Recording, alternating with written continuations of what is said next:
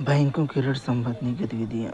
Bank जमा राशि के बड़े हिस्से का उपयोग ऋण देने के लिए करते हैं। विभिन्न आर्थिक गतिविधियों के लिए ऋण की भारी मांग होती है। बैंक जमा राशि का उपयोग लोगों की आवश्यकताओं को पूरा करने के लिए करते हैं। बैंक उन लोगों, जमाकर्ताओं और उन जिन्हें इन निधियों की आवश्यकता उधारकर्ता के बीच मध्यस्थता करते हैं। बैंक जमा पर दी जाने वाली ब्याज दर की तुलना में ऋण पर अधिक ब्याज दर वसूलते हैं। उधारकर्ताओं द्वारा लिए जाने वाले शुल्क और जमाकर्ताओं को दिए जाने वाले भुगतान के बीच का अंतर बैंकों की आय का मुख्य स्रोत है। साख की विभिन्न स्थितियाँ। साख एक सहमति है जहाँ एक ऋणदाता भविष्य में भुगतान के वादे के बदले में उधारकर्ता को मुद्रा, वस्तुएं या सेवाएं प्रदान करता है। उदाहरण, एक त्योहार के मौसम के दौरान एक निर्माता को एक सहमति के आधार पर साख मिलती है जहाँ ऋणदाता भविष्य में भुगतान के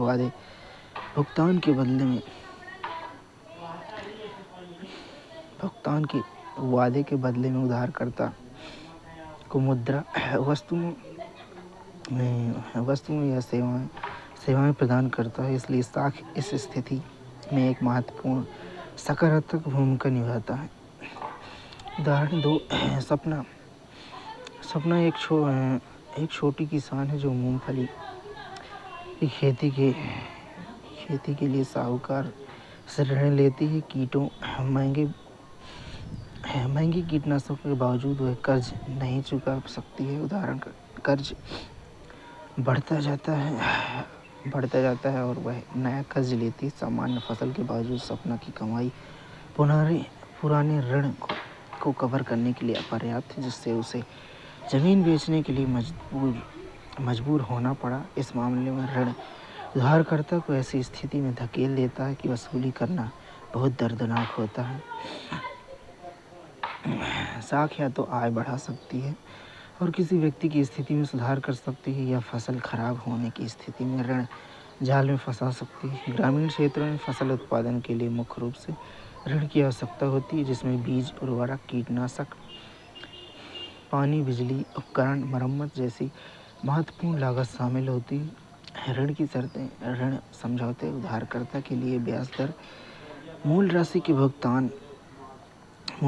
भुगतान ऋणाधार आवश्यकताओं को निर्दिष्ट करते हैं। ऋणदाता संभावित रूप से ऋण के लिए ऋणाधार कोलैटरल की मांग करते हैं। ऋणाधार कोलैटरल एक संपत्ति है जो उधारकर्ता के पास होती है, जैसे भूमि, भवन, वाहन, पशु और बैंकों के जमा, और इसका उपयोग ऋण चुकाने ऋणदाता को गारंटी के रूप में किया जाता है। यदि उधारकर्ता ऋण चुकाने में विफल रहता है तो ऋणदाता भुगतान प्राप्त करने के लिए ऋणाधार जैसे संपत्ति, जमा, पशु को बेच सकता है।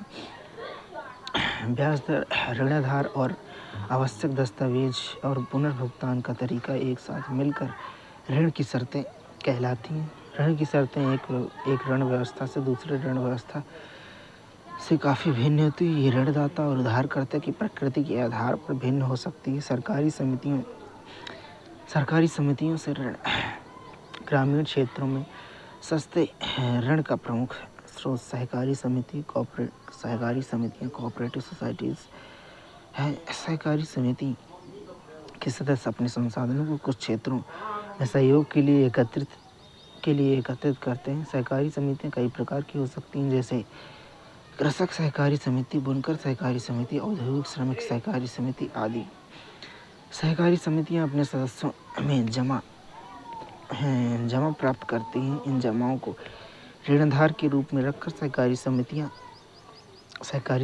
बैंकों से ऋण प्राप्त करती हैं। इन पूंजी का उपयोग सदस्यों को ऋण प्रदान करने के लिए किया जाता है। एक बार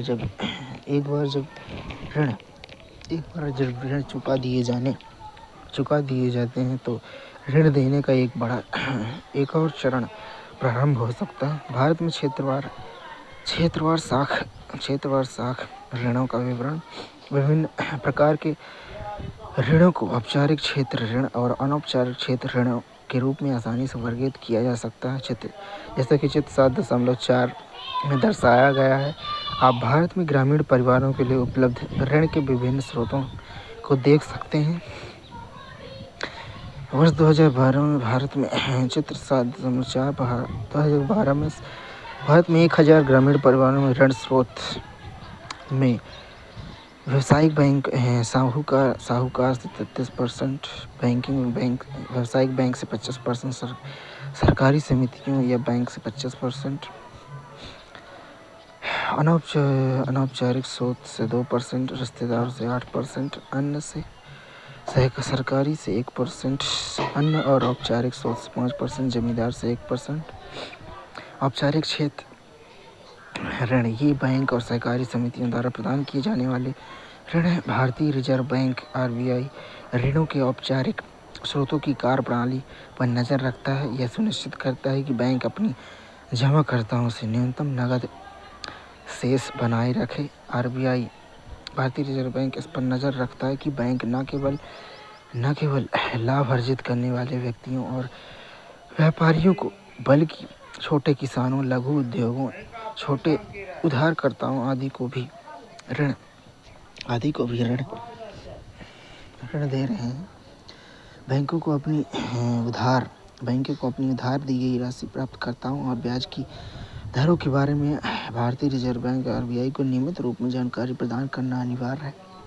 अनौपचारिक क्षेत्र ऋण ये मुख्य रूप से साहूकार, व्यापारी, नियोक्ता, रिश्तेदार और मित्र आदि द्वारा प्राप्त किए जाते हैं। ऐसा कोई संगठन नहीं जो अनौपचारिक क्षेत्र के ऋणदाताओं की ऋण समितियों की निगरानी करता हो। उन्हें किसी भी ब्याज दर पर ऋण देने की स्वतंत्रता है।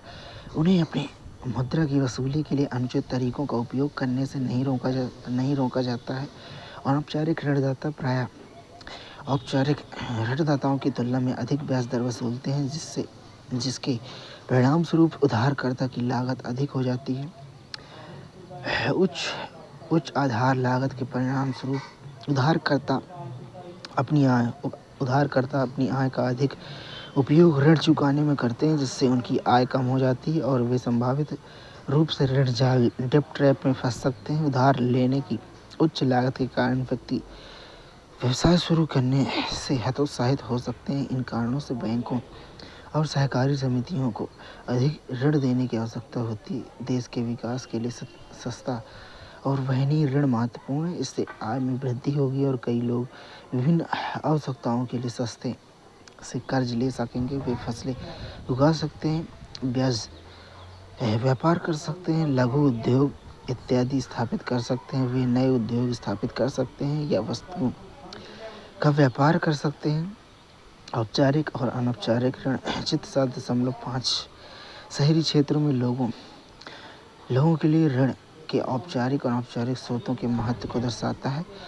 जैसा कि चित्र में दर्शाया गया है, गरीब से अमीर लोगों में 4 समूह विभाजित किया गया है। शहरी क्षेत्रों में गरीब परिवारों द्वारा ऋण लिए गए 85% स्रोत अनौपचारिक हैं।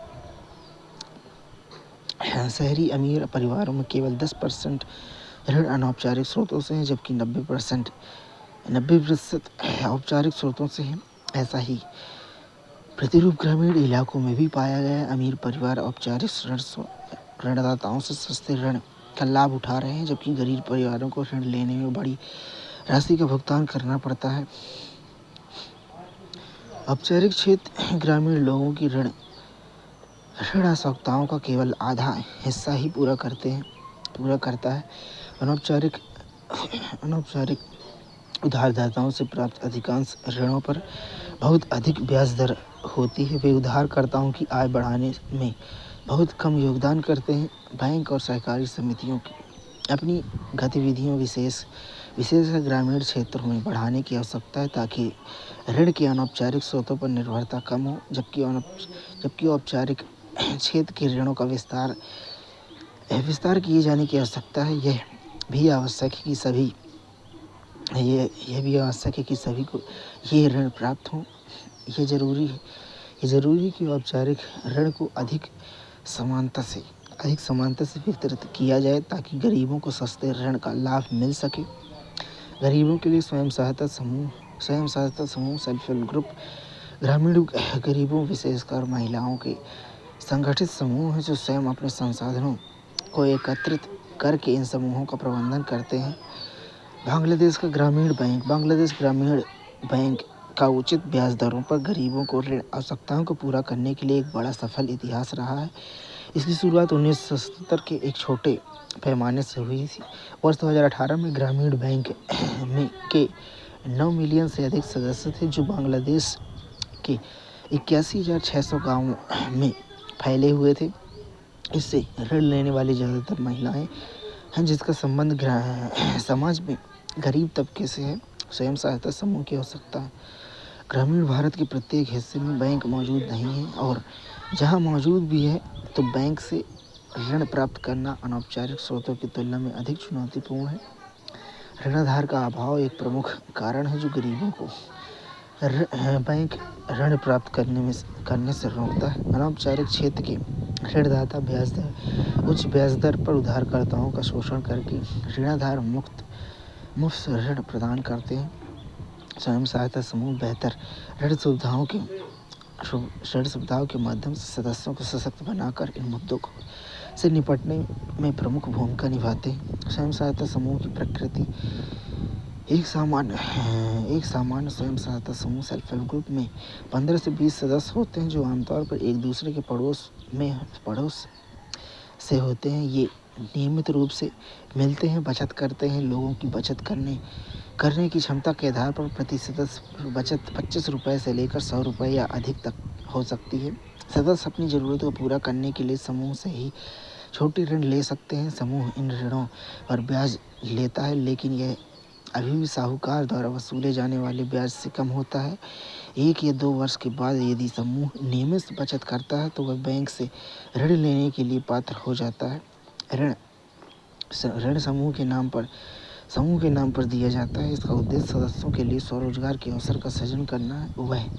यह वह समूह है जो ऋण के पुनर्भुगतान के लिए जिम्मेदार है। किसी एक सदस्य द्वारा ऋण न चुकाने के किसी भी मामले को समूह के अन्य सदस्यों द्वारा गंभीरता से लिया जाता है। इस विशेषता के कारण सेल्फ हेल्प ग्रुप में संगठित होने पर बैंक गरीब महिलाओं को ऋण देने को तैयार रहते हैं, भले ही उनके पास ऐसा कोई ऋणाधार ना हो। स्वयं सहायता समूह ऋणाधार की कमी की समस्या से उबरने में मदद करते हैं और उन्हें समय पर ऋण भी मिल सकता है। सेल्फ हेल्प ग्रुप ग्रामीण गरीबों के संगठन की आधारशिला है। विमुद्रीकरण नवंबर 2016 में भारत भ्रष्टाचार, कराधान, आतंकवादी और नकली मुद्रा के प्रचलन से निपटने के लिए विमुद्रीकरण लागू किया गया। 500 और 1000 रुपये की नोटों को 500 और 2000 के नए नोटों से बदल दिया गया। जनता को पुराने नोट 31 दिसंबर 2016 तक बिना घोषणा के या आरबीआई घोषणा के साथ 31 मार्च 2017 तक बैंक खाते में जमा करने की सलाह दी गई। प्रति व्यक्ति और दिन के हिसाब से पुराने नोट बदलने की अनुमति दी गई। 12 दिसंबर 2016 तक पुराने करेंसी नोट स्वीकार्य थे। मुद्रा के विमुद्रीकरण के कारण लंबी कतारें लग गई और मुद्रा की कमी हो गई, जिससे आर्थिक गतिविधियों पर नकारात्मक प्रभाव पड़ा। हालांकि इसने कर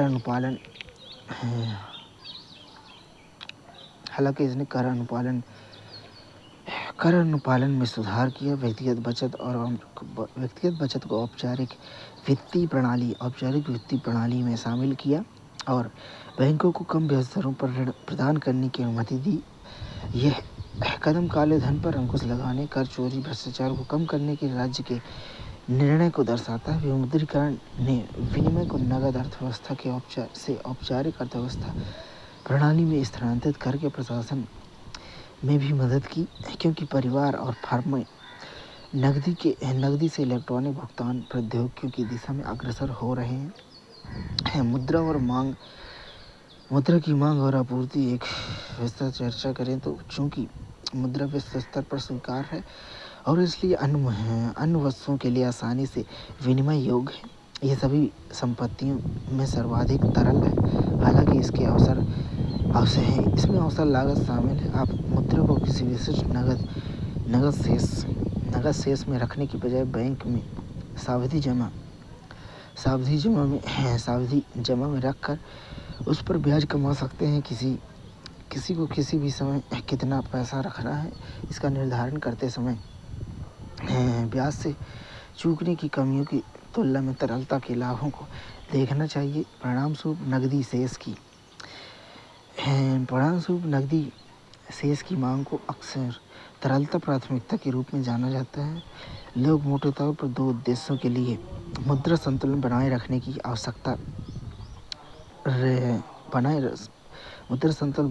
की इच्छा रखते हैं।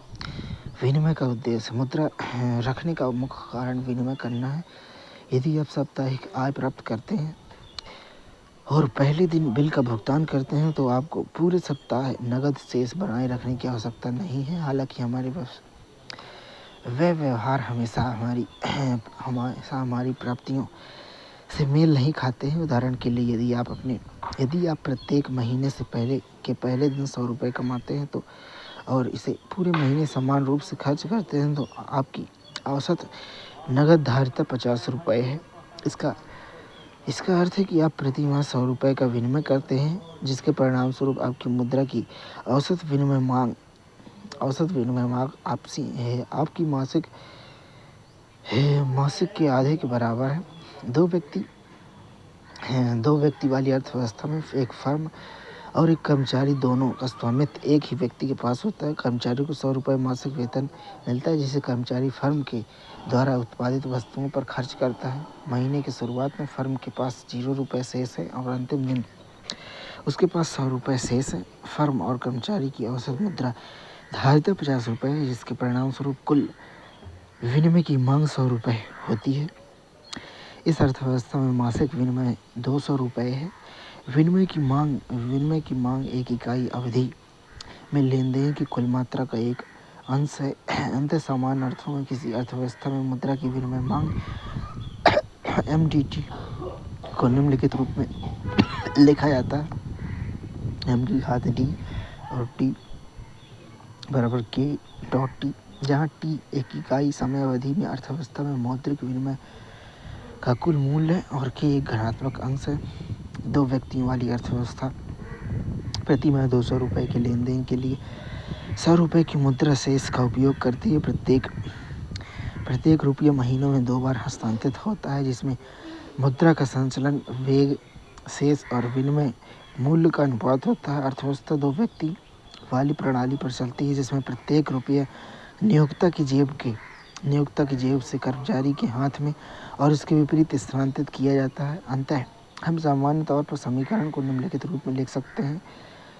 1/K गुणे M की घात D T बराबर T या V.M की घात D T बराबर T, जहाँ V बराबर 1/K संचलन वेग है।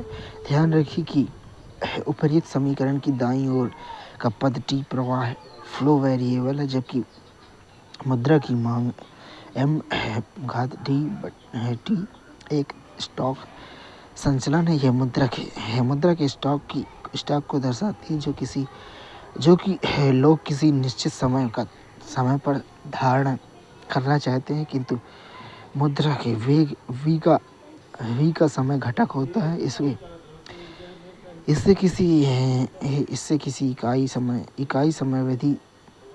समयावधि में अर्थात 1 माह या 1 वर्ष में कितनी बार स्टॉक की एक इकाई का हस्तांतरण होता है, इसकी संख्या सूचित होती है।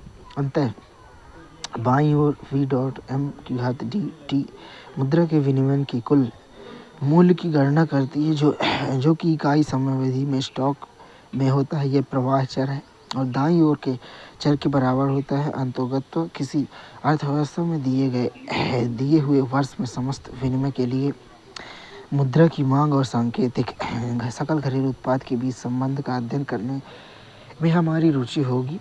लेकिन सामान्य विनिमय के मूल्य और सांकेतिक सकल घरेलू उत्पाद के बीच स्थायी और धनात्मक संबंध रहता है। सांकेतिक सकल घरेलू उत्पाद में वृद्धि के विनिमय के कुल मूल्य में वृद्धि का संकेत मिलता है और इस प्रकार विनिमय के लिए मुद्रा की मांग अपेक्षाकृत अधिक होती है।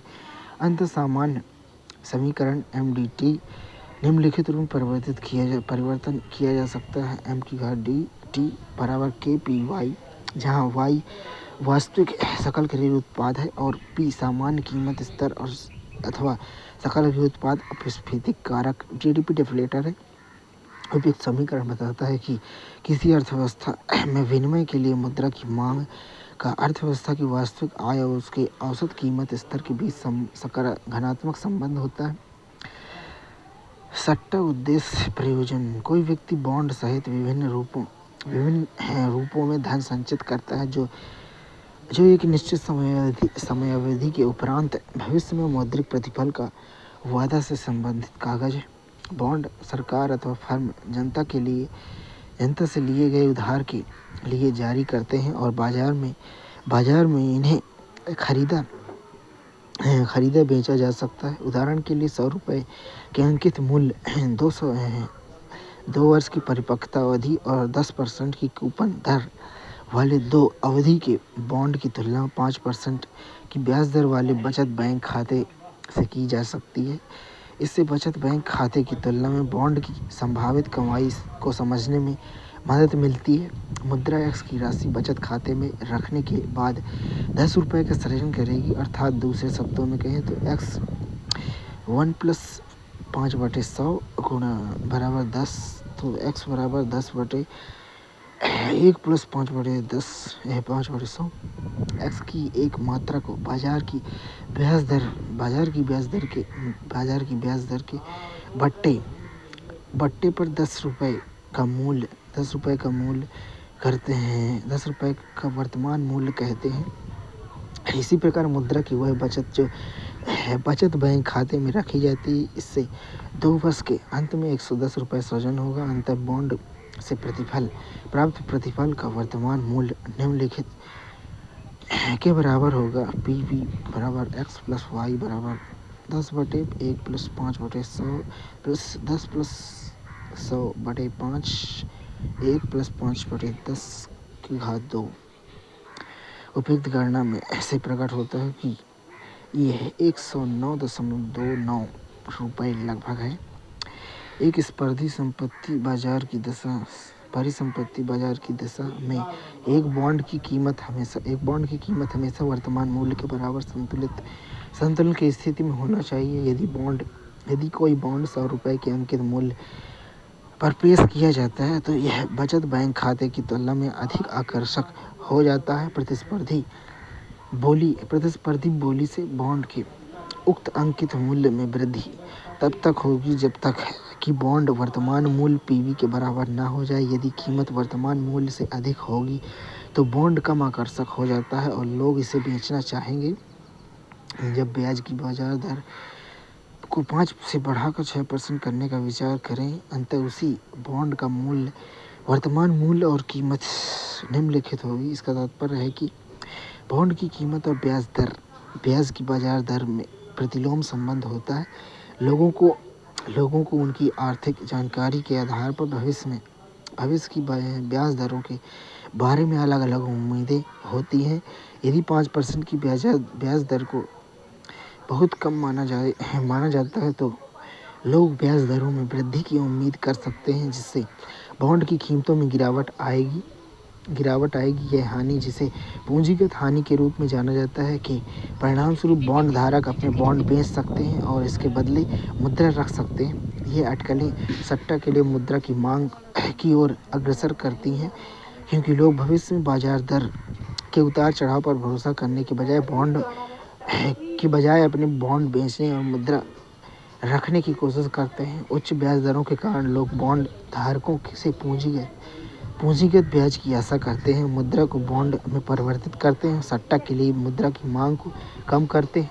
इसके विपरीत कम ब्याज दरों के परिणाम स्वरूप लोग बॉन्ड को मुद्रा में परिवर्तित करते हैं, जिससे सट्टा के लिए मुद्रा की उच्च मांग होती है, जो ब्याज दर से विपरीत संबंधित होती है। एक सरल रूप में कल्पना करें पर सट्टा के लिए मुद्रा की मांग को इस प्रकार लिखा जा सकता है। MDS बराबर R max - R/R - R minimum. यहाँ R ब्याज की बाजार दर और R max और R मिनिमम उच्च और निम्न मान्यताएं धनात्मक नियतांक है। उपरोक्त समीकरण से स्पष्ट है कि आर से आर मैक्स से आर मिनिमम तक में कमी होती है तो एम की आर डी एस का मूल्य शून्य से अनंत तक बढ़ता है। किसी अर्थव्यवस्था में मुद्रा संतुलन बनाए रखने के लिए ब्याज दरें एक अवसर लागत या कीमत है। मुद्रा पूर्ति से बॉन्ड की मांग में वृद्धि होती है, बॉन्ड की कीमतें बढ़ जाती हैं और ब्याज दर में गिरावट या कमी आती है।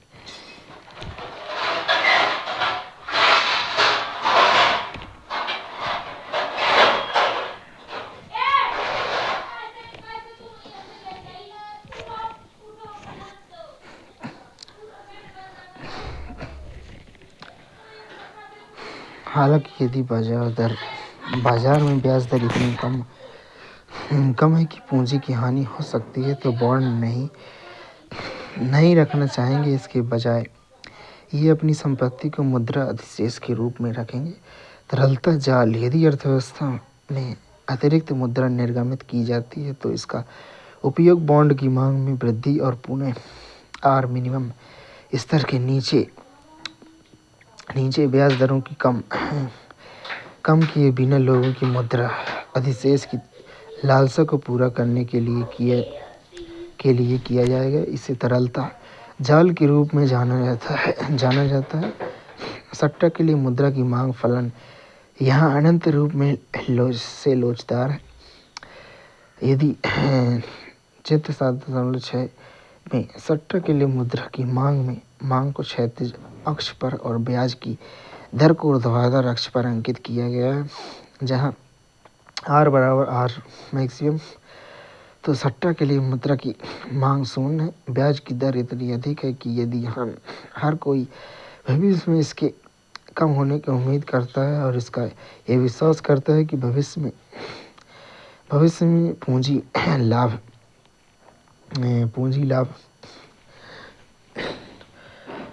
पूंजी लाभ होगा, अंततः हर कोई सट्टा मुद्रा अधिशेष को बॉन्ड में परिवर्तित कर देगा। जब आर बराबर मिनिमम, तो अर्थव्यवस्था तरलता जाल में होती है। किसी अर्थव्यवस्था में मुद्रा की कुल मांग की रचना अंतरण मांग और सट्टा मांग से होती है।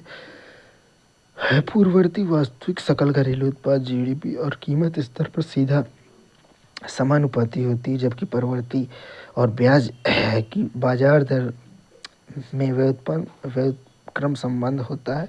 अंतः अर्थव्यवस्था में मुद्रा की समस्त मांग को संक्षेप रूप में समीकरण में दर्शाया जा सकता है।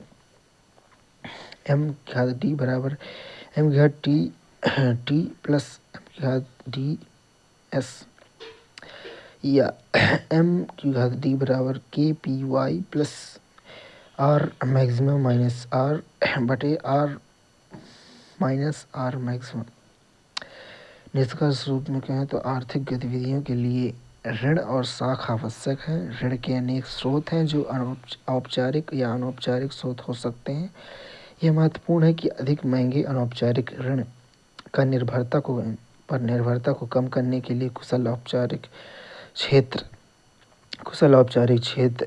ऋण वृद्धि हो। मुद्रा एक सामान्य माध्यम के रूप में कार्य करके भविष्य की सुविधा प्रदान करती है। आधुनिक अर्थव्यवस्था में लोग विनिमय और सट्टा के उद्देश्यों के लिए मुद्रा रखते हैं। भारत में आरबीआई उच्च शक्ति वाले मुद्रा स्टॉक बैंक बैंक दरों और व्यावसायिक बैंकों की आरक्षित वस्तुओं को नियंत्रित करके मुद्रा की पूर्ति को नियंत्रित करता है। आरबीआई एक स्थिर और कुशल अर्थव्यवस्था सुनिश्चित करते हुए बाह्य रुकावटों के विरुद्ध मुद्रा आपूर्ति को भी नियंत्रित करता है। महत्वपूर्ण शब्दावली में बैंक दर। आरक्षित निधि के अभाव की स्थिति में यदि व्यावसायिक बैंक रिजर्व बैंक से ऋण लेता है तो व्यावसायिक बैंक द्वारा भुगतान योग्य ब्याज दर बैंक दर है। वस्तु विनिमय मुद्रा की मध्यस्थता के बिना वस्तुओं का विनिमय। व्यापक मुद्रा संकुचन मुद्रा प्लस व्यावसायिक बैंकों और डाकघर बचत संगठन द्वारा रखी गई सावधि जमा। नगद आरक्षित अनुपात व्यावसायिक बैंकों द्वारा नगद आरक्षित रिजर्व बैंक भारतीय रिजर्व बैंक के पास रखी गई जमा राशि का अनुपात।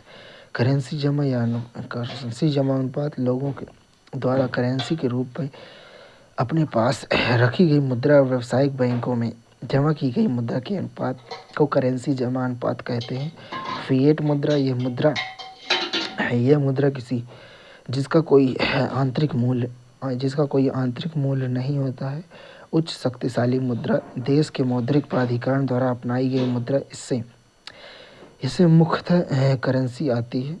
तरलता जाल अर्थव्यवस्था में ब्याज की अति निम्न दर की स्थिति जहां प्रत्येक आर्थिक एजेंट भविष्य में ब्याज दर में वृद्धि की उम्मीद करता है। विनिमय माध्यम वस्तु विनिमय को प्रोत्साहित करने के लिए मुद्रा का प्रधान कार्य मुद्रा गुणक किसी अर्थव्यवस्था में कुल मुद्रा पूर्ति और उच्च शक्तिशाली मुद्रा के स्टॉक का अनुपात। संकुचित मुद्रा करेंसी नोट सिक्के मांग जमा जो जनता के द्वारा व्यावसायिक बैंकों में रखे जाते हैं। खुली बाजार प्रक्रिया केंद्रीय बैंक के द्वारा आम जनता से बॉन्ड बाजार में सरकारी प्रतिभूतियों की खरीद या बिक्री जिससे अर्थव्यवस्था में मुद्रा की पूर्ति में वृद्धि या कमी हो। आरक्षित जमा अनुपात व्यावसायिक बैंकों द्वारा धारित कुल जमाओं का अनुपात। सावधिक तरलता अनुपात व्यावसायिक बैंकों को भारतीय रिजर्व बैंक द्वारा विशिष्ट तरलता परिसंपत्तियों में निवेश करने के लिए कुल मांग और आवधिक जमा का अंश। लेखांकन इकाई विभिन्न वस्तुओं के मूल्य को मापने और तुलना करने के लिए एक मानदंड के रूप में मुद्रा की भूमिका